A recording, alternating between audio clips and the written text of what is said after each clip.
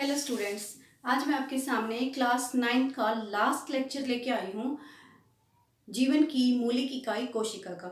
ठीक है, तो ये जो आज का जो लेक्चर होगा इसके अंदर से आप ये मान के चलिए कि आपके 2 या 3 क्वेश्चंस जरूर मिलते हैं, क्योंकि ये चैप्टर जो है इसका हर एक लाइन इम्पोर्टेंट है, हर एक क्वेश्चन इसका ऐसा है जो कि आपसे पूछा जा सकता है। तो हम जब बात कर रहे थे कि कोशिका के घटक क्या क्या होते हैं, कोशिका के अंग क्या क्या होते हैं, तो हमने 3-4 जो उसके कोशिका के जो अंग हैं वो हमने कल डिस्कस कर लिए थे, जिसमें से हमने अंतःद्रव्य जालिका को काफ़ी डिटेल में समझा कि वो 2 प्रकार की होती है, चिकनी और खुरदरी, और उसके कार्य भी हमने देख लिए थे। तो आइए आज हम बात करते हैं गोल्जी उपकरण की। गोल्जी उपकरण को इंग्लिश में हम कहते हैं गोल्जी अपरेटस, और इसका नाम इसके साइंटिस्ट के ऊपर ही पड़ा है। इसकी जो साइंटिस्ट थे गोल्जियो, उन्होंने इसका आविष्कार किया था, इसीलिए उन्होंने अपने नाम पर ही इसका नाम क्या रख दिया, गोल्जी उपकरण। और आप ये मान के चलिए कि जो न्यूक्लियस है, ये न्यूक्लियस है जिसकी हमने कहा कि बाहरी दीवार होती है जो कि दोहरी होती है, उसके अंदर बाहर और अंदर 2 तरह क्या होती हैं, झिल्ली होती है। इसके बाहर से जब कहाँ पर, यहाँ पर किस चीज का निर्माण होता है, रेटिकुलम का। ठीक है, और रेटिकुलम के ऊपर राइबोसोम्स पाए जाएंगे, तो उसे हम कह देंगे खुरदरी अंतःद्रव्य जालिका। इसी के पास ये जो भी चीज बनाएगा, मान लो ये इसके ऊपर राइबोसोम्स लगे हुए हैं, तो ये किसका निर्माण करेगा, प्रोटीन का। इसी के बाहर क्या है, इसी के पास बिल्कुल इस तरीके से क्या सटी हुई हैं, ये गोल्जी उपकरण की पुटिकाएं, इनको हम बोलते हैं पुटिकाएं। ठीक है, तो ये क्या होती है, ये झिल्ली युक्त पुटिकाओं का समूह है, जाल है। ये देखो, ये जो है, ये मान के चलिए कि यहाँ पर इसके आसपास एंडोप्लाज्मिक रेटिकुलम है, यानी कि अंतःद्रव्य जालिका है, और वो जो भी कुछ बना रही हैं वो किसके अंदर स्टोर हो रहा है, इस गोल्जी अपरेटस के अंदर, गोल्जी उपकरण के अंदर।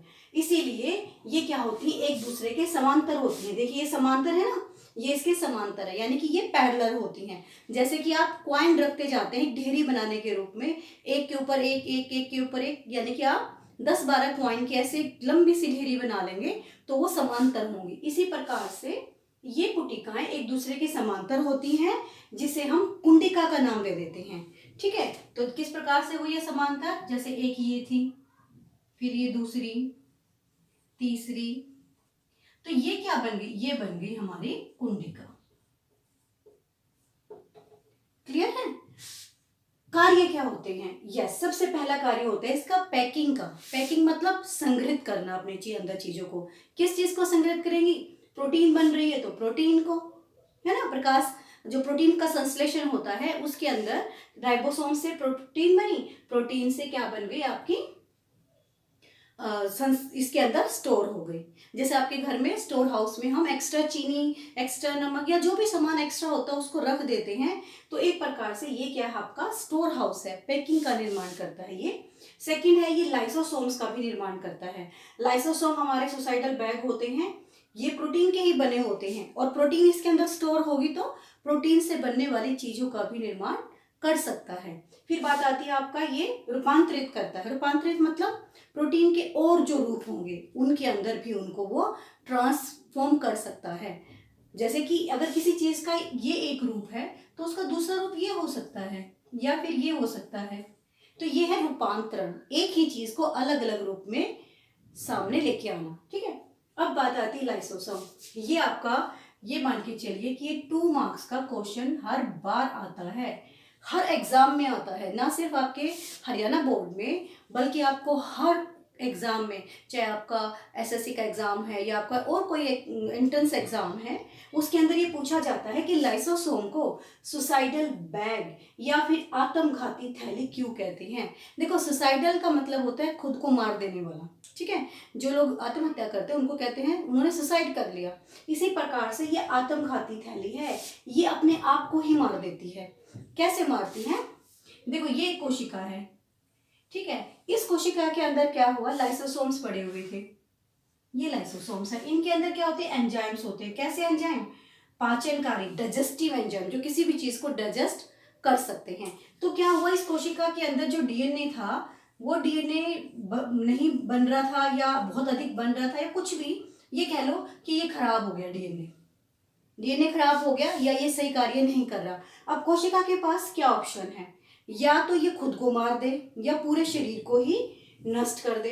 तो ये क्या करेगी, खुद को मारना ज्यादा पसंद करेगी। तो ये कैसे एंजाइम सीक्रेट करेगी, इस प्रकार के पाचनकारी एंजाइम बनाएगी कि ये फट जाएगी अपने आप ही। और फटने के कारण क्या होगा, कोशिका धीरे धीरे खत्म हो जाएगी। ये देखो, ये जो मैंने दिखाया ना इरेज करके, इसका मतलब क्या है कि ये कोशिका ने अपने आप को मार दिया है। इसीलिए इसको कहते हैं हम आत्मघाती थैली, सुसाइडल बैग। तो कार्य में आपको पता चल गया कि कोशिका के अंदर साफ सफाई करती है, और दूसरा पाचन दो तरीके से करती है। एक तो जो कोशिका के टूटे फूटे भाग हैं, किसके, कोशिका के, उनको क्या करती है, साफ करती है। दूसरा, कोशिका के अंदर कई बार ऐसी चीजें बन जाती हैं जो कि कोशिका को ही नुकसान पहुंचाती हैं, तो ये उनको क्या कर देती हैं, पाचन कर देती हैं। ठीक है, तो लाइसोसोम क्या है, लाइसोसोम ऐसे प्रोटीन से बने हुए क्या है, कोशिका के अंग हैं जो कि पाचनकारी एंजाइम होते हैं जिसके अंदर, और वो कोशिका को कई परिस्थितियों में खुद को नष्ट करने के काम आती है। नेक्स्ट आपका माइटोकॉन्ड्रिया। माइटोकॉन्ड्रिया को कहते हैं ऊर्जा घर, यानी कि power house of the cell, कोशिका का ऊर्जा घर, क्योंकि सारी ऊर्जा ही माइटोकॉन्ड्रिया देता है। जैसे कि आपके घर में जो ऊर्जा आती है वो कहाँ से आती है, जो पोल होते हैं उनसे आपके घर में लाइट आती है ना, आपके घर में जो मीटर लगा होगा, इलेक्ट्रिसिटी मीटर, उसके अंदर आएगी। इसी प्रकार से कोशिका के अंदर ये मान के चलिए कि ये वो पोल है जो क्या दे रहा है, कोशिका को कार्य करने के लिए ऊर्जा दे रहा है। और इसके अंदर क्या होते हैं, एटीपी। ऊर्जा किस रूप में है, एटीपी के रूप में है, यहाँ पर एडिनोसिन ट्राइफॉस्फेट के रूप में। और सबसे बड़ी बात, अगर किसी परिस्थिति में माइटोकॉन्ड्रिया क्या हो जाता है, माइटोकॉन्ड्रिया को और अधिक माइटोकॉन्ड्रिया बनाना है तो उसे वेट नहीं करनी है, उसके पास खुद का डीएनए है और राइबोसोम्स हैं, और वो खुद अपने आप को बना सकता है। इसके बाद आता है आपका नेक्स्ट है पेलास्टिड। पेलास्टिड को कहते हैं लवक। लवक मतलब रंग देने वाले, किसी प्रकार का किसी चीज के अंदर रंग देने वाले। ठीक है, तो ये किसके अंदर पाए जाते हैं, सिर्फ और सिर्फ पादप कोशिकाओं के अंदर। जंतुओं के अंदर ये नहीं होते हैं, ये सिर्फ पादप कोशिकाओं के अंदर होते हैं। क्योंकि आपने देखा होगा कि भाई जो जंतु होते हैं उनका तो रंग एक जैसा ही होता है, ठीक है, लेकिन जो पौधे होते हैं उनके अंदर कैसे होते हैं, अलग अलग प्रकार के रंग पाए जाते हैं। जैसे कि इनका भी खुद का डीएनए और राइबोसोम्स होता है, यानी कि ये भी खुद को बना सकते हैं। फिर आता है आपका पेलास्टिड। पेलास्टिड में क्या आता है, 3 प्रकार के होते हैं। नंबर 1 ल्यूकोप्लास्ट, जो कि सफेद रंग के होते हैं। जैसे कि आपका आलू, आपने देखा होगा आलू के अंदर कोई रंग नहीं होता है ना, तो उसके अंदर क्या है, ल्यूकोप्लास्ट। फिर आपका क्रोमोप्लास्ट, यानी कि लाल और भूरे रंग की, जिनके अंदर लाल रंग होगा या भूरा रंग होगा तो उनको हम क्या कहेंगे, क्रोमोप्लास्ट। और ये कैसे होते हैं, जैसे कि गाजर है आपका जैसे कैबेज है, उनके अंदर मतलब रंग देते हैं। ठीक है, उसके बाद आता है आपका क्लोरो, यानी कि हरे रंग के, ये ज्यादातर पत्ते और तनों में पाए जाते हैं। उसके बाद आपका लास्ट जो कोशिका का अंग है वो है रसधानियां। रस से बनी हुई क्या है, थैलियां। ओके, इनको कहते हैं हम रसधानियां। ये क्या होती हैं, ये ठोस और तरल पदार्थ को इकट्ठा करती हैं। आपने अमीबा वगैरह के अंदर भी इनको देखा होगा, जिसके अंदर ये क्या करती हैं, भोजन को इकट्ठा करती हैं। ठीक है, और इनका कार्य क्या है, संग्रह करना, यानी कि स्टोर करना, किसको, अमीनो अम्ल और शर्करा, यानी कि सुक्रोज को, शुगर को इन्होंने स्टोर करना है।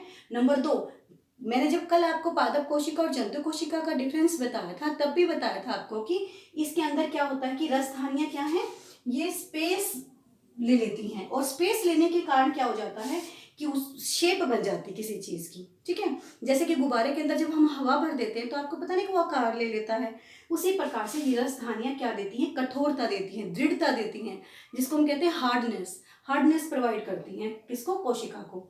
फिर ये जल और अन्य ऐसे पदार्थों को कोशिका से बाहर निकालने का कार्य करती हैं जो कि कोशिका के लिए आवश्यक नहीं है, यानी कि अपशिष्ट पदार्थों का निष्कासन करती हैं। तो स्टूडेंट्स, इस प्रकार हमने अपना चैप्टर पूरा कर लिया है और इसके बाद हम अपना नेक्स्ट चैप्टर शुरू करेंगे। So stay with us. कोई भी डाउट है, कोई भी क्वेश्चन है, आप पूछिएगा, कमेंट करिएगा। Thank you.